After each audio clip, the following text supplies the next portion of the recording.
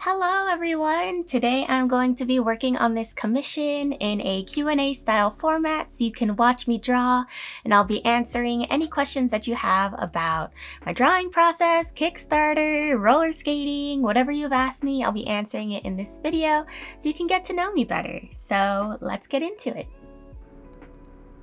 Hi everyone, this is VoiceOver Tati here, and I wanted to preface this Q&A by letting you guys know why I haven't been on YouTube as much.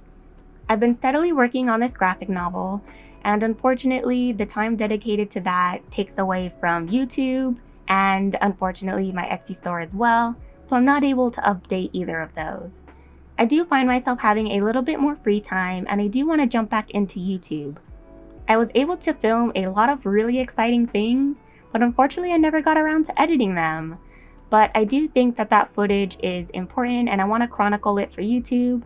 So in this free time, I will be editing those videos together and hopefully coming up with some new content for you all. So that's a little bit of an update on where I've been, and let's get started with this Q&A. The first question that I have is, how many months have you been working on this graphic novel? At the time of this recording, it has already been over a year. I started in May of last year and it is currently July, so it's been a bit of a hefty process. I'm learning so much along the way and I'm finding a huge appreciation for publishing, and I'm excited for where it will take me. In regard to this project, I am super proud of the art that I've already done, and I really can't wait for it to be published. So stay tuned and hopefully I can give you more information as I am able to. The next question that I have is, do you have a lot of free time to do fun things and or just be lazy? I feel like it's a little bit of both. When it comes to working at home, I am allowed a more flexible schedule, so there are days where I don't want to work and I can hang out with my friends or just take a day off to rest. But when we get to the end of a really huge deadline, I find myself having to really push hard and not hang out with my friends, make sure I'm working a full shift. But when I'm not approaching those deadlines, I do feel like my time is a lot more flexible. Within these past months, I have been able to take some mini vacations and go to the beach and go to museums. So I do find that as long as I have that balance, I can achieve both work and fun.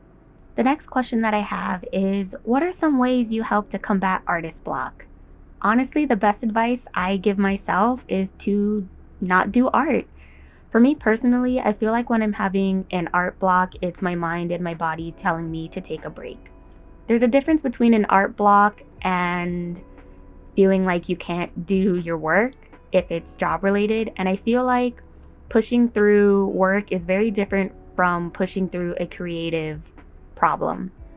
So there are times when I don't want to do work, frankly, but I have to get through it because I have to meet these deadlines. But when it comes to an art block, I feel like that's something that is hindering you creatively. So in those moments where I decide not to do art, I'll go outside or I'll consume different media. I'll watch videos on YouTube, I'll watch anime. I'll just separate myself from the art that I usually do and want to do, because I do still want to do it. I just know that maybe I'm a little bit creatively drained, so it's my best interest to not do art at that moment. Next question, besides digital art, which medium would you say you enjoy working with the most? This is very tough for me because I don't do a lot of art outside of digital art, but I would say I really enjoy Posca markers. I feel like there's something very graphic about using those opaque paint markers in a way that is very reminiscent of digital art for me. And it's not so much of a hassle. I don't feel like I have to be incredibly precise or take time to render anything out. And that medium is one of the ones that I often refer to when I want to do a limited color palette. So I'll pick a few of the Posca markers and I'll create a drawing with them. I think they're very versatile and I love the finish that they have. The next question that I have is, what is your favorite animated movie and TV show? My favorite TV show is Avatar: The Last Airbender. I did some fan art of it right when they put the show back on Netflix, which was really exciting. I do own the Blu-ray edition and the DVD edition of that television show. I also have art books regarding the television show and a few of the comics. That show is a huge part of why I wanted to get into animation, and overall is very nostalgic for me. I remember watching new episodes as soon as they came out, the anticipation of the next season, waiting for the second part of book 3 to come out. I just have so many fond memories of that show, and it's so well written and so well done. So yeah, that's my favorite TV show.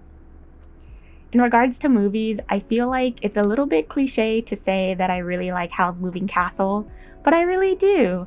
Ghibli movies overall are so groundbreaking and breathtaking, but when it comes to that one, I really find myself enjoying the world building of it and the fact that they're at war and that there are these two different realms and worlds that Howl lives in.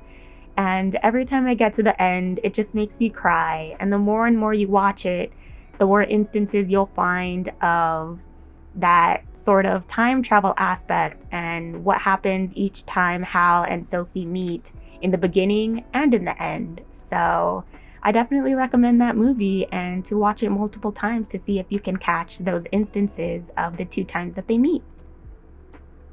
The next question I have is, which art piece from your collection are you most proud of? I'll show it on the screen real quick. This is my favorite piece, mainly because it took me the most time and it's something that I've never really done before. I like the design elements, but I also like the fact that I decided to do a full background, which is very intimidating illustration-wise. I do have some experience in background design for animation, that's what I focused in, but when it comes to backgrounds for more of my illustrative work, I do find it to be a lot more tricky.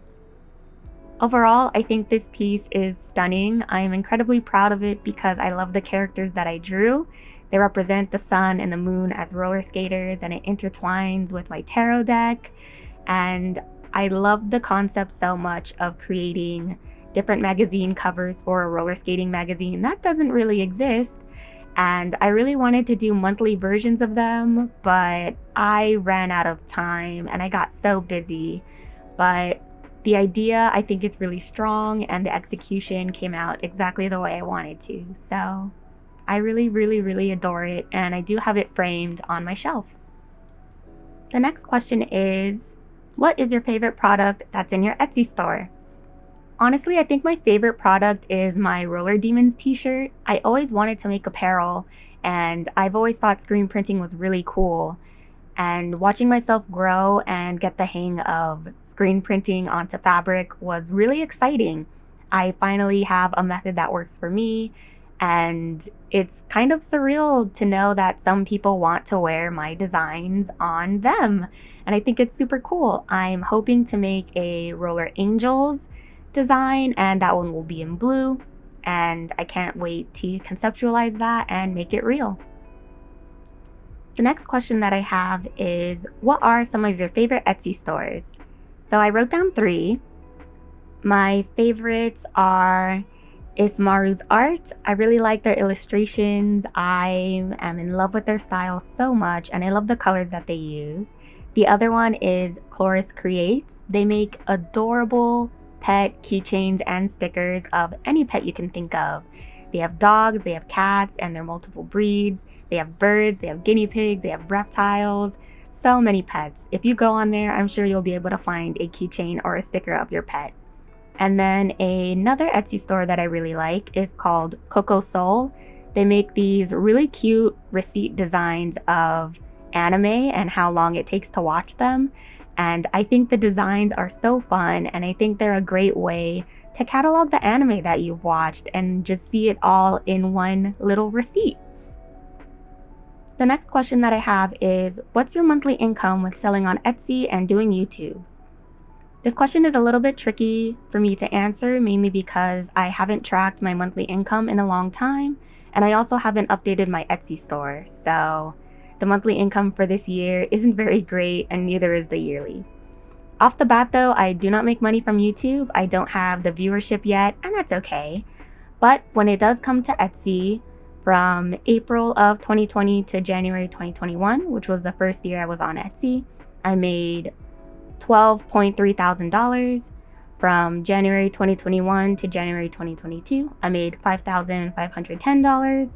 And from January 2022 to now, which of this recording is July, I made $351.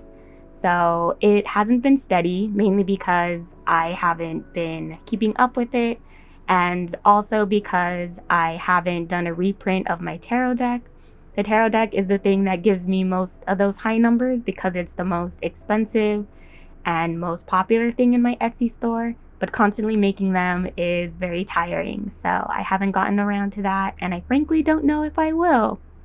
The next question I have is, if you could collaborate with any other artist, who would you like to collaborate with?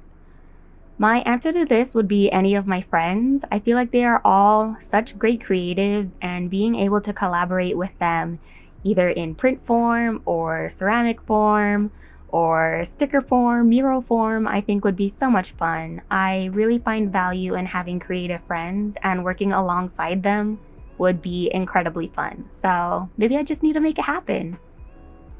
The last question that I have is, where do I see myself within the next year? I have two major goals for 2023. The first one is to hopefully be moved out and into my own place, and the second one is to continue being in the world of publishing. So I currently do live with my parents, and I do share a room with my sister, and unfortunately, because our room is so small, it's very cramped because of my desk and all of my art supplies. So having my own space where it isn't so cramped would be amazing. Regarding publishing, I would really like to continue being in this world. I'm learning so much, and whether it's picture book illustration, book covers, or another graphic novel deal, I am excited for the connections that I can make and the projects I can work on, and I can't wait to see where it takes me next. Alright, so here is the finished illustration. I love how it turned out. I love how the strawberries turned out. I cannot wait to send this over to the recipient, Alexis. I hope she really likes it, and I really enjoyed filming this for you all. I will see you all next time. Bye!